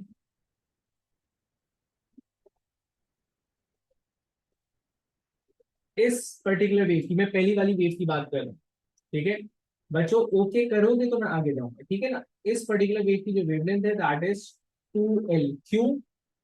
जो लेंथ डिस्टेंस था ना, वो तो क्वार्टर वेव, तो हाफ वेव बन रहा है, तो पूरी जो वेव होगी वो 2L होनी चाहिए, ऐसा है?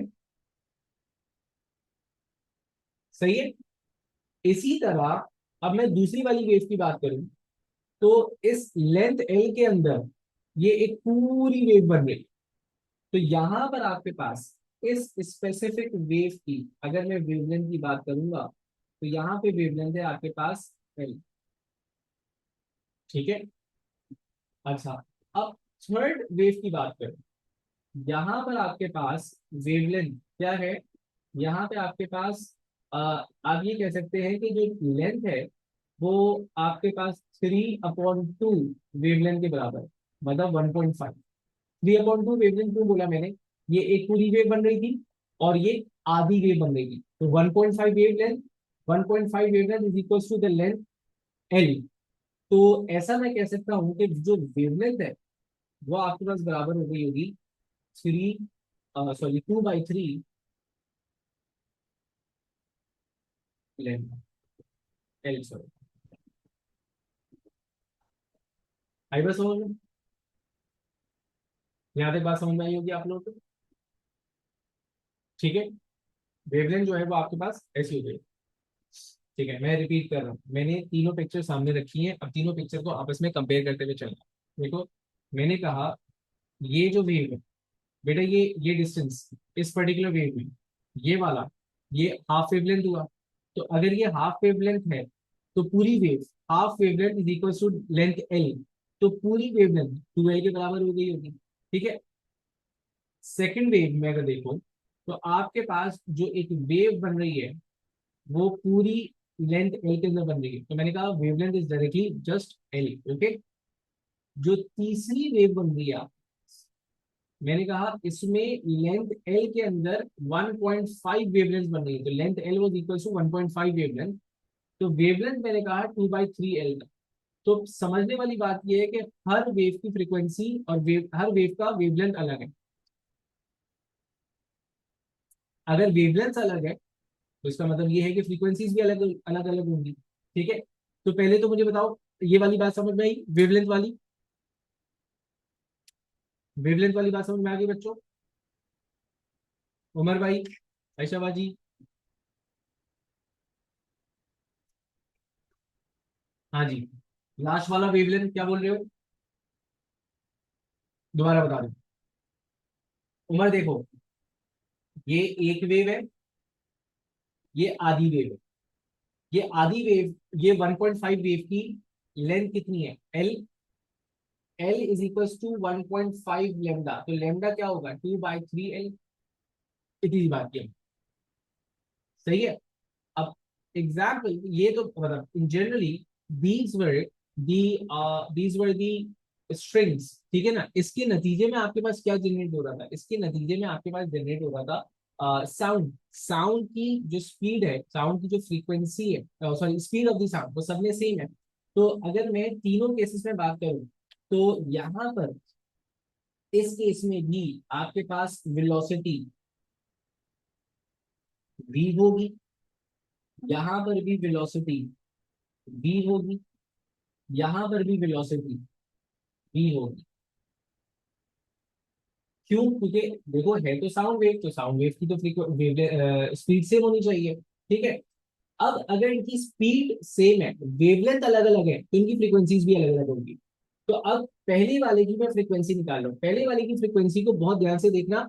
मैं यहाँ पे एक टर्म यूज करूंगा, मैं इसको बोल रहा हूँ F0। आपके पास फ्रीक्वेंसी इज इक्वल टू क्या कहते हैं, वी ओवर लेमडा, सही है। मैं इसको एफ नॉट कह रहा हूँ, तो मैं ऐसा कह सकता हूँ कि we upon 2l,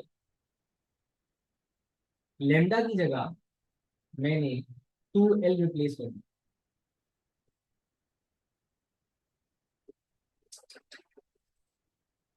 we over 2l, सही है। लेमडा सिंस 2l के बराबर था, तो मैंने कहा ये जो पहली फ्रीक्वेंसी बनी थी ना आपके पास, पहली फ्रीक्वेंसी आपके पास बनी थी वी ओवर 2l।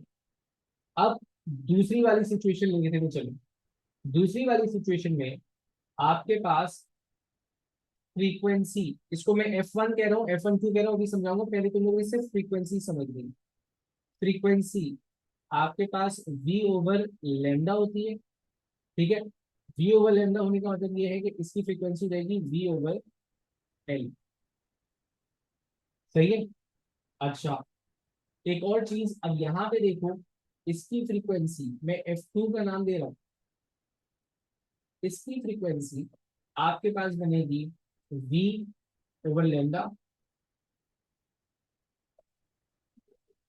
लेमडा, और लेमडा यहाँ पे बराबर था 2/3 के, 2/3l, तो मैंने लिखा v ओवर 2l ओवर 3, जिसको मैं सिंप्लीफाई, जिसको मैं रेसिप्रोकल करके लिख सकता हूँ 3v अपॉन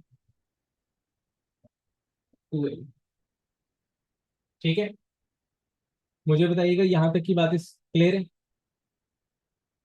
सही है। अब बहुत ध्यान से देखना, लेट से कि ये जो फ्रीक्वेंसी थी v ओवर एल थी, ठीक है। क्या मैं कह सकता हूँ कि इधर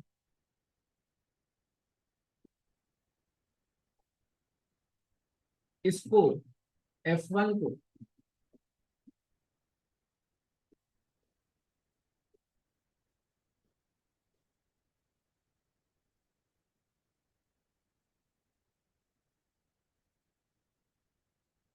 या यूं कहें, चले बेटा, since F0 was equals to v over 2l, यहाँ पर मैंने 2f0 कहा और वो v ओवर l हो गया, ठीक है। v ओवर l आपके पास बराबर था F1 के, तो मैं ये कह सकता हूँ कि F1 is equals to twice of F0। जो फ्रीक्वेंसी ये बन रही थी F0, ठीक है, जो भी फ्रीक्वेंसी थी, जो दूसरी फ्रीक्वेंसी बनेगी वो उसकी ट्वाइस बनेगी। लेट्स से अगर ये 60 हर्ट्ज पे बना था, तो ये कितने पे बन रहा है, 120 हर्ट्ज पे। दोबारा रिपीट कर रहा हूँ, मुझे पहले बताना ये वाली कहानी सबको समझ में आ गई होगी, ठीक है। F0 जो फर्स्ट फ्रीक्वेंसी बनेगी वो v ओवर 2l पे बनेगी। मैंने 2 को F0 से मल्टीप्लाई कर दिया, 2 को इधर ले गया, तो 2f0 is two v over L. ये v ओवर एल किसके बराबर है, ये v ओवर एल इज इक्वल टू F1 जो सेकंड फ्रीक्वेंसी बनेगी आपके पास। तो मैं ऐसा कह सकता हूँ ना कि F1 is equal to twice of F0, ठीक है ना। मतलब जो फ्रीक्वेंसी यहाँ पे थी, यहाँ पे उसकी डबल होगी। लेट से फर्स्ट वेव मेरे पास 60 पे बनी थी ना, तो सेकंड वेव मेरे पास कितने पे बनने वाली है, सेकंड वेव मेरे पास 120 पे बनने वाली है। इस बात का मतलब ये है कि 70 पर, 80 पर, 90 पर, 100 पर, 110 पर कोई स्टेशनरी वेव्स नहीं बनेगी।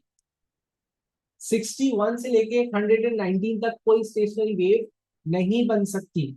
अगर बनाने की कोशिश करेंगे तो नोड्स एडजस्ट नहीं हो पाएंगे इस तरह।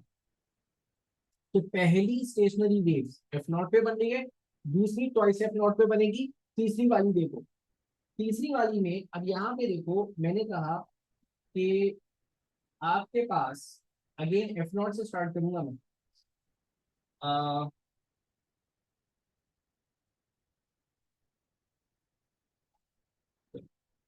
F2 आपके पास बराबर था 3v/2l।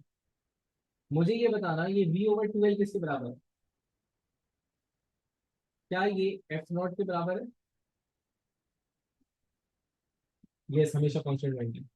v/2l is equals to F not.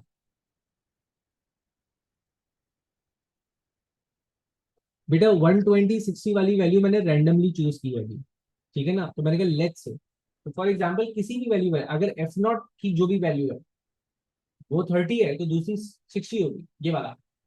तो अभी मैं बता नहीं सकता ये किस पे डिपेंड करता है, डिपेंड करता है लेंथ क्या है एक्चुअली आपके पास, और आप किस नौयत की वेव जनरेट कर रहे हैं, ठीक है। अच्छा यहाँ पर वापस आओ, V/2L एफ नॉट के बराबर था, ठीक है। तो यहाँ पर अब आपके पास क्या हुआ, यहाँ पर आपके पास इसको मैं एफ नॉट से रिप्लेस कर सकता हूँ, तो थर्ड फ्रीक्वेंसी मेरे पास बन गई है। The third frequency that can be generated is rise of F not, ऐसा है। राइज ऑफ नहीं, मल्टीपल ऑफ टू नहीं, देखो।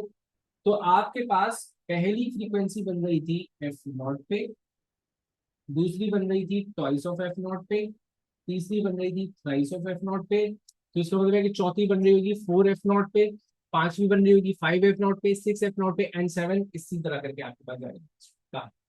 आ रही बात समझ में? ठीक है, समझ में आई ये वाली बात। 1.5 एफ नॉट पे कोई स्टैंडिंग वेव नहीं बन सकती, 2.5 पे नहीं बन सकती, 3.5 पे नहीं बन सकती एंड सो ऑन, इस तरह करके आपके पास ये वेव नहीं बन सकती। लेकिन ये सिर्फ और सिर्फ स्ट्रिंग्स की बात हो रही है, हो सकता है दूसरी जगह पे कहानी डिफरेंट हो, सिर्फ यहाँ पर है। आई बात समझ में? अब what does formation of stationary wave means? बेटा फॉर्मेशन ऑफ स्टेशनरी वेव्स का मतलब ये है कि जहां जहां स्टेशनरी वेव्स बन रहा है वहां वहां एक साउंड प्रोड्यूस होगा। अब आपके पास गिटार है, अब गिटार को आप रैंडमली किसी भी पॉइंट से प्लग कर दो, जरूरी नहीं है कि साउंड क्रिएट हो, साउंड किसी स्पेसिफिक पॉइंट से ही क्रिएट होगा। इसका मतलब ये है कि जहां जहां स्टेशनरी वेव्स बन रही है वहां वहां आपके पास एक लाउडर साउंड क्रिएट हो रहा है, वरना नहीं हो रहा, ठीक है ना। Now that louder sound are referred as harmonics. क्या कहलाएंगे? हार्मोनिक्स, ठीक है। तो यूं समझ लें कि ये जो एफ नॉट है ये आपके पास पहला harmonic, this F not is first harmonic.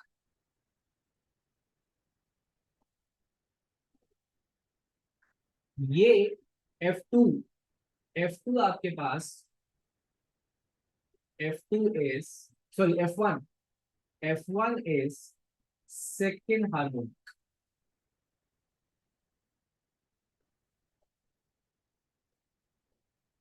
मैं बता रहा हूं, ये आपके पास थर्ड हार्मोनिक।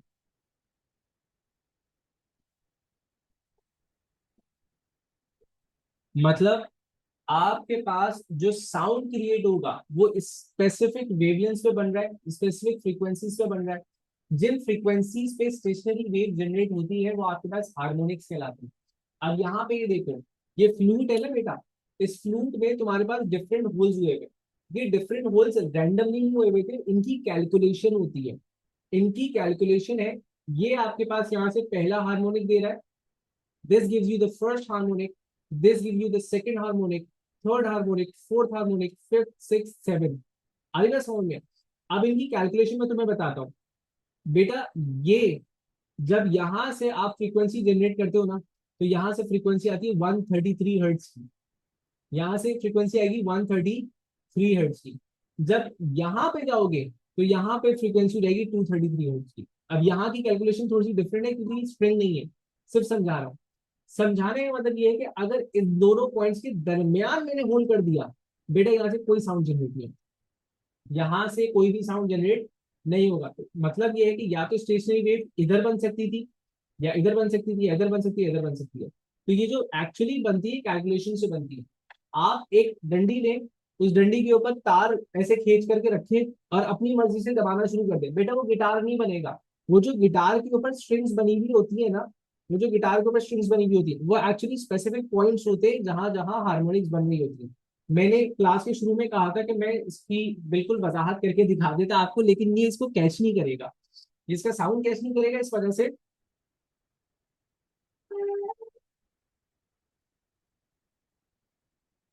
कर रहे आवाज आ रही है? तो बेसिकली ये वाली चीज थी, तो अभी बजा के नहीं दिखा रहा मैं, क्लास रिकॉर्ड हो रही है, तो अजीब से लगेगा सर क्या कर रहे हैं क्लास में। सर मतलब क्लास में पढ़ा रहे हैं तो क्या कर रहे हैं?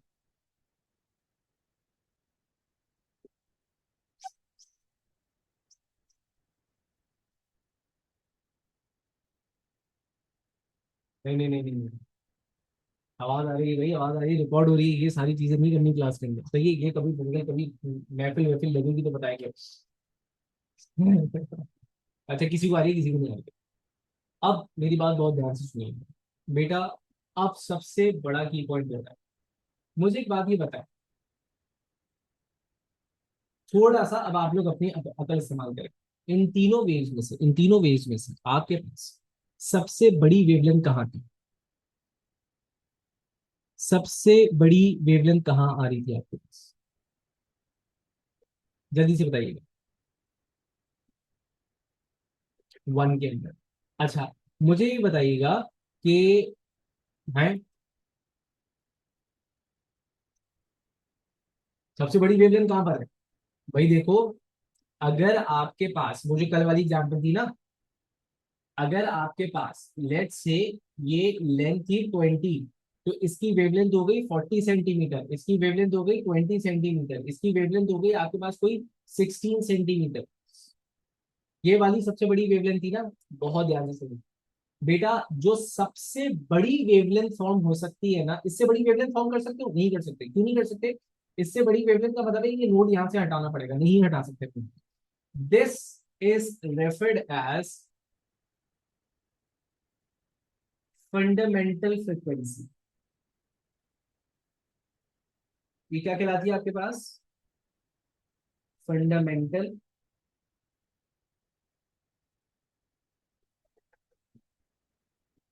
फ्रीक्वेंसी। ठीक है, या फिर इसी को एक नाम दिया जाता है नेचुरल फ्रीक्वेंसी।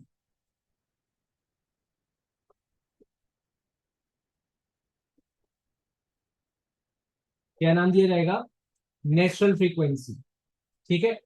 अब फंडामेंटल फ्रीक्वेंसी को साथ गौर से सुनना, यही वाला पॉइंट आ रहा है। फंडामेंटल फ्रीक्वेंसी को आप एफ नॉट से रिप्रेजेंट कर रहे थे। जो सेकंड हार्मोनिक बना, that was twice of fundamental frequency. जो थर्ड हार्मोनिक बना, that was thrice of fundamental frequency.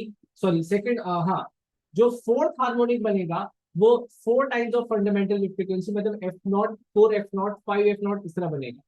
ठीक है। तो फर sir, are these all different waves for different shapes of the same waves? बेटा ये डिफरेंट वेव्स है, ये एंटायरली डिफरेंट वेव्स है। देखो फ्रीक्वेंसीज अलग अलग है ना, तो वेव्स अलग अलग है। तो एफ नॉट साथ फंडामेंटल फ्रीक्वेंसी को बोला, एफ वन फर्स्ट हार्मोनिक को बोला जो कि फंडामेंटल का डबल था, एफ टू सेकेंड हार्मोनिक को बोला जो कि फंडामेंटल का ट्रिपल था, एंड सो ऑन। ये स्ट्रिंग्स के केसेस में बात हो रही है। आई बात समझ में आप लोगों की? ठीक है। अब फॉर एग्जाम्पल एक और इसी से एग्जाम्पल दे रहा हूं। यहाँ पे क्या लिखा हुआ देख रहे हो तुम लोग? सी।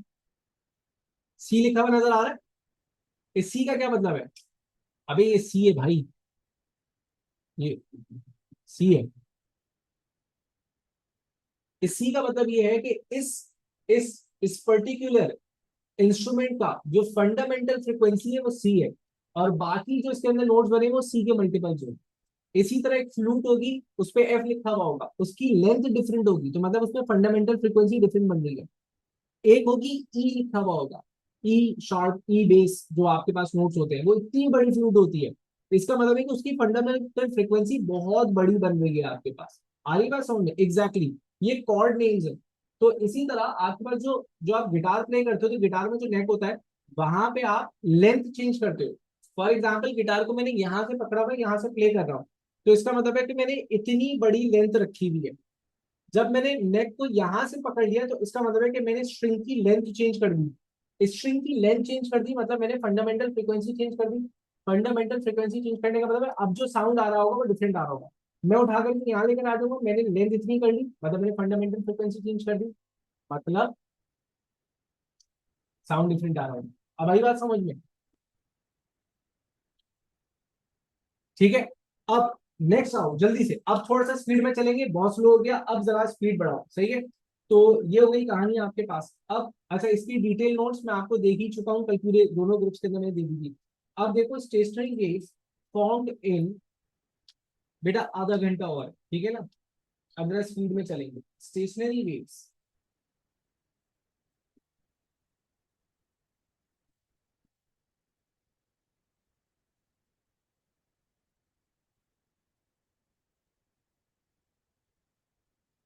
Stationery waves form in air tube. अच्छा, अब एयर ट्यूब के दो एग्जाम्पल्स हमारे पास।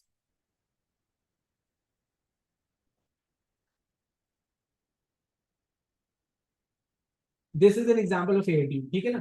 अब एयर ट्यूब दो टाइप की होंगी आपके पास। एयर ट्यूब की एक टाइप होगी क्लोज फ्रॉम वन एंड, और एक टाइप होगी open from one and. Close from one and का मतलब ये है कि आपके पास इस टाइप की एयर ट्यूब है। ओपन फ्रॉम वन एंड मतलब बोथ एंड्स, मतलब इस टाइप की एयर ट्यूब है, दोनों तरफ से खुली हुई थी आपके पास, ठीक है ना। तो हम कौन सी टाइप की बात कर रहे हैं?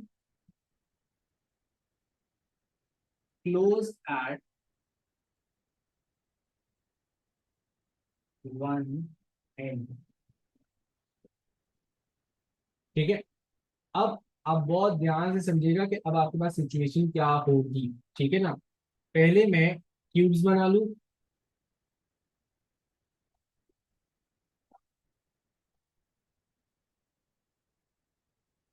बच्चों आई होप आपके ये सारा कुछ समझ में आ रहा हो, ठीक है।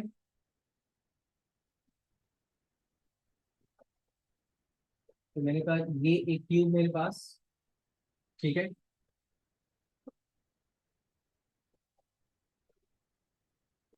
एक क्यूब मैंने ये बना दिया, इसी तरह एक क्यूब मैंने ये बना दिया, और एक क्यूब ये बना, ठीक है। अच्छा, अब बहुत ध्यान से सुनिएगा बेटा, ये जो क्लोज एंड है आपके पास, ये जो क्लोज एंड है, ये वाला, ये वाला, ये वाला, यहाँ पे लाजमी तौर पे आपके पास क्या बन रहा होगा? यहाँ पे लाजमी तौर पे नोट बन रहा होगा। सोचने वाली बात है कि सर यहाँ पे लाजमी तौर पे नोट क्यों बन रहा है? देखो यहाँ पे लाजमी तौर पे नोट क्यों बन रहा है, क्योंकि इससे फर्दर कोई एनर्जी ट्रांसफर नहीं हो सकती, ये एंडिंग पॉइंट है, इसलिए यहाँ पे जो एंड्स होते हैं वहां पे आपके पास नोट बने, ठीक है। अब ओपन फ्रॉम वन पॉइंट है, तो बहुत ध्यान से सुनना। ओपन फ्रॉम वन पॉइंट होने का मतलब ये है लाजमी तौर पे यहाँ पे आपके पास एक एंटी नोड बने, यहाँ पे एंटी नोड बनेगा लाजमी तौर पे, लाजमी तौर पे यहाँ पे एंटी नोड बनेगा, यहाँ पर एंटी नोड बनेगा। यहाँ पे नोड बन सकता है, लेकिन जब नोड बनेगा तो नोड बनने का मतलब ये है कि यहाँ से कोई फर्दर एनर्जी ट्रांसफर नहीं हो रही। फर्दर एनर्जी ट्रांसफर होने का ना होने का मतलब क्या है कि हमें कोई हार्मोनिक सुनाई नहीं देगी। हार्मोनिक तो उस वक्त सुनाई देगी जब यहाँ से दूसरा नोड कहीं ना कहीं होगा। अभी देखते हैं, अभी बीच में नोड्स आ सकते हैं, ऐसे बन सकता है आपके पास, बन जाएगा। यहाँ पर अगर नोड बन गया तो इसका मतलब है कि हार्मोनिक्स नहीं सुनाई देगी, आवाज उस वक्त आएगी जब आपके पास ओपन एंड पे एक हाई एम्पलीट्यूड होगा, ठीक है। और वो क्या होता है? आपके पास एक एंटी नोड होता है, ठीक है। अब आपके पास, let's start with fundamental frequency. What could be the fundamental frequency? अच्छा, एक चीज मैं मार्क करना भूल गया, तो वो चीज मैं दोबारा यहाँ पे मार्क कर देता हूँ। वो चीज ये थी कि हमने लेंथ इसकी वाजे कर देनी है कि यहाँ से लेके यहाँ तक इसकी लेंथ है। लेंथ क्यों मेजर करते हैं, ये आप तुम लोगों को समझ में आ गया होगा कि हम लेंथ के रिस्पेक्ट से वो देखते हैं फंडामेंटल फ्रीक्वेंसी। बेटा अगर कोई ना कभी कोई फ्लूट जो शौक रखता हो फ्लूट का, या जहाँ पे देखोगे ना डिफरेंट स्केल्स की जो फ्लूट्स होती हैं, जो आपने जो फ्लूट बजाने वालों को देखा होगा, उनके पास डिफरेंट लेंथ की फ्लूट्स होती है। बेटा वो डिफरेंट लेंथ की फ्लूट की सारी साइंस उनकी फंडामेंटल फ्रीक्वेंसी है। अगर मैं एक डिफरेंट लेंथ की फ्लूट लेकर आऊंगा ना, उसकी फ्रीक्वेंसी, फंडामेंटल फ्रीक्वेंसी चेंज होगी, उससे आवाज कोई दूसरी निकल रही होगी कहीं, कुछ कुछ बेस फ्लूट्स होती हैं, कुछ हाई पिच फ्लूट्स होती हैं, तो ये सारी फिजिक्स है।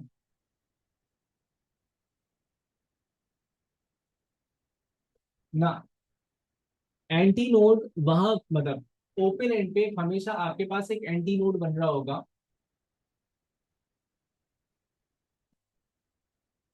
बिल्कुल बिल्कुल, यहाँ पे यही डिफरेंस है नूर, आपने बिल्कुल सही पहचाना। अब देखें, मैंने कहा मैं सबसे पहले फंडामेंटल फ्रीक्वेंसी की बात कर। अच्छा, फंडामेंटल फ्रीक्वेंसी क्या बनेगी? फंडामेंटल फ्रीक्वेंसी आपके पास बनेगी यहाँ पे, अगर एक एंड पे लाजमन नोड बनना है तो इसको भी different हो। अगर यहाँ पे कंफर्म नोड बनना है तो this would be the fundamental frequency.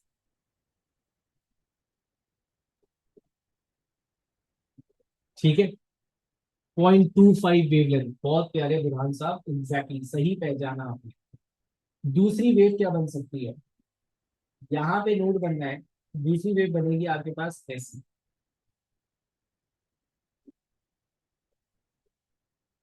तो अभी किसी ने पूछा था सर नोड कहाँ गया, आ गया नोड। ठीक है, तीसरी वेव क्या बन सकती है? तीसरी वेव बन सकती है आपके पास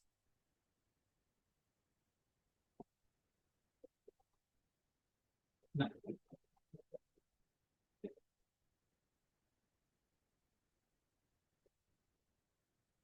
मेरे पास दो वेव्स कंप्लीट बनेंगी, तो ये हो गया।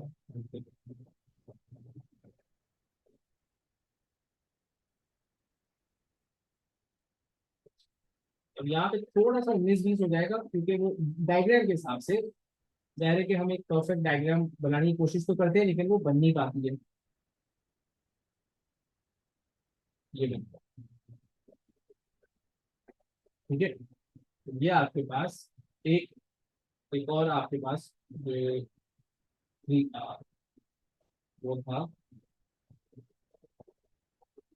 हार्मोनिक, एक हार्मोनिक ऐसा बन गया। ठीक है, और एक हार्मोनिक आपके पास, अगला हार्मोनिक भी मैं बना रहा हूँ, अगला हार्मोनिक आपके पास कुछ इस टाइप का बनेगा। फर्दर इसमें इंक्रीज किए चलिए, फर्दर इंक्रीज करूंगा तो ये आपके पास अगला हार्मोनिक बनेगा।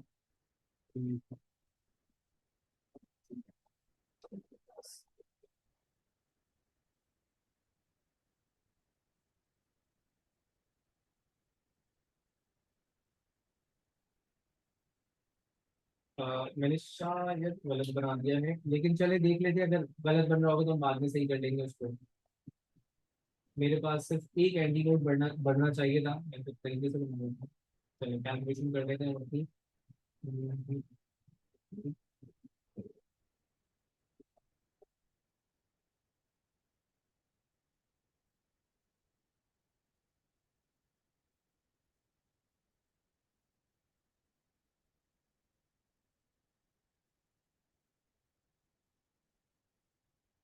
ये भी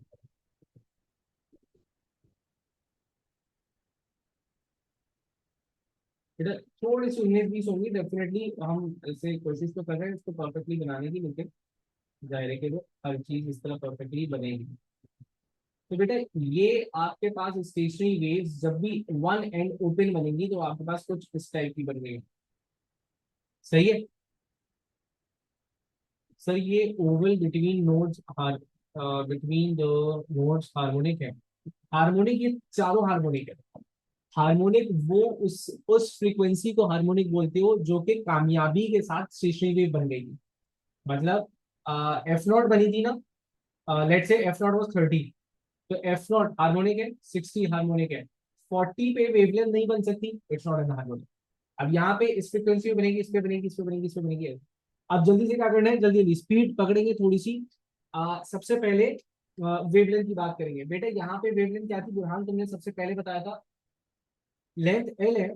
और जो हम लोगों ने एक बात की थी, साथ तुम्हें याद होगा, तुमने पूछा था कि सर क्या, बल्कि साथ नहीं अमान शायद तुमने पूछा था कि सर ये नोड और एंटी नोड के दरमियान जो हम फासला बोलते हैं क्वार्टर वेव है, और नोड के दरमियान फासला जो हम बोलते हैं कि ये वेवलेंथ है। क्या तुम्हें अब समझ में आया कि एंटी नोड एंड नोड के दरमियान फासला मेजर करना क्यों जरूरी था? तो इसलिए जरूरी था कि मुझे यहाँ से समझ में आया कि एक नोड है, एक एंटी नोड है, ये आपके पास क्वार्टर वेवलेंथ बन रही है। तो मैं बोलूंगा कि जनाब length L is equals to lambda upon 4। ठीक है, तो लेंडा हो गया आपके पास 4L, and this is the largest possible lambda. तो ये आपके पास नेचुरल फ्रीक्वेंसी होगी। ठीक है, अब यहाँ पे गौर से देखिए, यहाँ पे आपके पास length L is equals to 3/4 lambda, 3/4 lambda है। ठीक है, तो आपके पास लेंडा किसके बराबर हो गया, लेंडा बराबर हो गया 4/3 एल। अब मेरे पास लेंथ होगी तो मैं लेंडा की वैल्यू निकाल लूंगा, इसलिए मैं 4/3 एल एल की फॉर्म में लेंडा कैलकुलेट कर रहा हूँ। यहां पर आ जाओ जल्दी से, ये आपके पास क्या हो गया, one complete wave and a quarter wave. तो 1.25, 1.25 का मतलब है length L is equal to 5/4 lambda. तो लेमडा हो गया आपके पास 4/5 एल। ठीक है, अब यहां पर आ जाओ, यहाँ पे लेंथ एल आपके पास क्या है, 1 लेमडा, 1.5 लेमडा, 1.75 लेमडा। 1.75 लेमडा का मतलब ये है 7/4 एल, सॉरी 7/4 लेमडा। ठीक है, तो लेमडा आपके पास हो गया 4/7 एल। ठीक है, अब जल्दी से इनकी फ्रीक्वेंसीज निकाल लेते हैं। अब मुझे पता है कि जो पहली फ्रीक्वेंसी है, जो पहली फ्रीक्वेंसी है मेरे पास, ये, चलिए मैं फ्रीक्वेंसीज कैलकुलेट कर रहा हूँ, तो सबसे पहले मुझे पता है कि ये मेरे पास फंडामेंटल फ्रीक्वेंसी होगी। तो मैं सबसे पहले एफ नॉट कैलकुलेट कर रहा हूँ। एफ नॉट क्या होगा बेटा, एफ नॉट होगा आपके पास V/लेमडा, और V/लेमडा का मतलब ये है कि V/4L। ठीक है, ये आपके पास हो गया एफ नॉट। अब इसको निकालो, F3 बोलूंगा मैं इसको F3 क्यों बोल रहा हूँ, क्योंकि बेटा इसके दरमियान जो नोड बनना था उस पर हार्मोनिक नहीं मिला, इस पर हार्मोनिक मिला, इसलिए उसको F3 का नाम दिया। ठीक है ना, तो सेकंड हार्मोनिक में कह रहा हूँ, सेकंड हार्मोनिक मुझे किसमें मिला, V/3L, जिसको मैं सिंप्लीफाई करके लिख सकता हूँ 3V/4L। अब यहाँ पे V/4L आपके पास एफ नॉट के बराबर था, तो कंक्लूजन ये हुई कि जो सेकंड थर्ड हार्मोनिक है वो आपके पास थ्राइस ऑफ एफ नॉट पे मिलेगी। बेटा यहाँ पर एक्चुअली एक पॉइंट आप स्किप कर रहे हो ना, एक नोड वाला पॉइंट यहाँ स्किप कर रहे हो, फिर एक नोड वाला पॉइंट यहाँ स्किप कर रहे हो, इसलिए वो F2 वाला पॉइंट था जिस पर हार्मोनिक नहीं बनता, हम उसको स्किप कर रहे हैं। ठीक है ना, कायदे के साथ आपको एक अगला पॉइंट यहाँ मिलना चाहिए था, जो कि जिसको हार्मोनिक जिस पे क्रिएट नहीं हो रही है, आपके पास स्टैंडिंग वेव क्रिएट होगी, हार्मोनिक नहीं मिलेगी। स्टैंडिंग वेव बनेगी, लाउड साउंड नहीं आएगा। तो स्टैंडिंग वेव बनी, हार्मोनिक नहीं आई, तो उस स्टैंडिंग वेव को आपने स्किप किया, उसको आपने हार्मोनिक नहीं बोला, ये वाला पॉइंट है। ठीक है, अब इसी तरह F4 नहीं बनेगा, F5 बनेगा। ठीक है, तो आपने कहा F5 आपके पास क्या हुआ, V/5 लेमडा, सॉरी V/4/5L। बेटा रेसिप्रोकेट कर दूंगा, ये हो जाएगा 5V/4L। ठीक है, तो इसका मतलब ये है कि आपके पास ये तो पूरा बराबर था एफ नॉट के, फंडामेंटल फ्रीक्वेंसी के। ठीक है, तो F5 आपने कहा जो आपके पास फिफ्थ हार्मोनिक बन रहा है, वो आपके पास क्या हो गया, 5 times of F not. Even number पे हार्मोनिक्स नहीं बन रहे, लेकिन ये किस केस में, ओपन एंड के मतलब ट्यूब के केस में, स्ट्रिंग के केस में ऐसा नहीं था, हर केस में अलग बन रहा है। ठीक है ना, 1 3 5 7 9 11 एग्जैक्टली, वेरी गुड। अच्छा अब लास्ट वाला आ जाए, समझ पा रहे हैं आपने मेरी बात को, बहुत जबरदस्त हो गई। F7 बना, V मैंने कहा ये था 4L/7। बेटा 7 ऊपर गया, L upon, sorry, V/4L, again ये V/4L बराबर था किसके, ये बराबर है आपके पास F0 के। तो नेक्स्ट हार्मोनिक आपके पास किसपे बना, 7F0 पे। ठीक है, तो this is how it works. ये आपके पास फंडामेंटल फ्रीक्वेंसी थी, इसको मैं दोबारा लिख दूं, वाजे करने की जरूरत नहीं है, ये आपके पास था फंडामेंटल।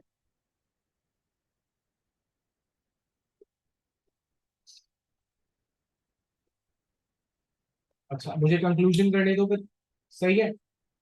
अब मैं तुम्हें सिनेरियो समझाता हूँ, दोबारा सिनेरियो समझाता हूँ, इस पर आ जाओ।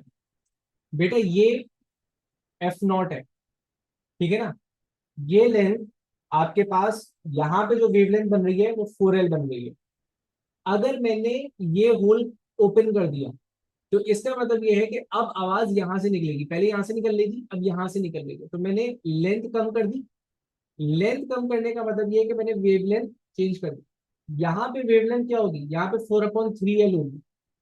अब आपके पास 5/4L, 7/4L, 9/4L, इस तरह करके 11/13 ठीक है। फंडामेंटल फ्रीक्वेंसी मैंने कहा था इस लूप की है 133 हर्ट्ज।